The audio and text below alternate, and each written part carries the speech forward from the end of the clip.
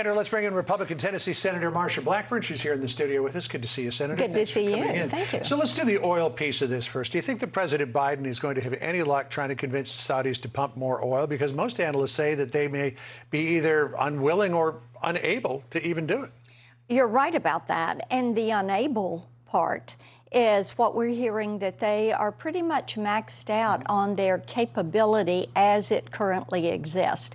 So that is something that is of concern. Now, the unwilling, you have to look at the relationship that is there. Now, Joe Biden appears to be weak. If you're an authoritarian ruler with oil, Iran, Saudi Arabia, Venezuela, then you're probably going to get a call from Joe Biden saying, hey, can we talk about this because we need some oil. We're trying to get the cost of a barrel down.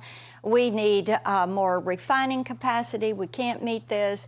He made a promise he would end the oil and gas industry in the U.S. He is kowtowing to the liberal left.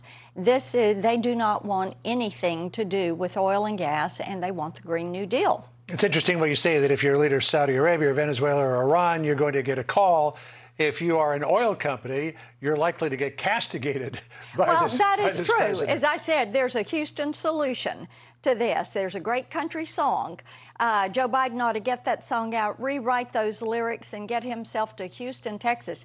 Southwest Airlines, he could get a really inexpensive flight down there to go see them and work on this issue. But you have to burn all that gas on Air Force. That's right. Exactly. To your point there, I wanted to bring this up because let's take a look at the current price for an average gallon of gasoline. This is according to AAA. Today, the current price is $4.60. That's down 3 cents from yesterday, down from a week ago, down 40 cents from a month ago. Does Biden even need to be talking to Saudi Arabia about this? Couldn't he just talk to American oil producers? It's not that far from $4.60 a gallon to $3.60 a gallon, which most Americans would see as a big relief. Yes, you know, when you talk to whether it's a large oil company, independents or wildcatters, everyone tell you they have the ability to produce more. They have not been able to get drill permits for existing leases, and they want them. He needs to go back to fracking. He needs to allow more natural gas, the cleanest fuel, into the pipeline.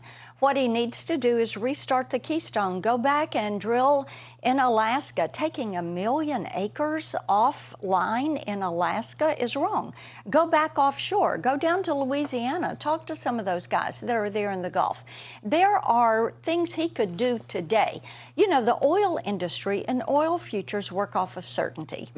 And they are looking for that certainty. They're not getting it from this president.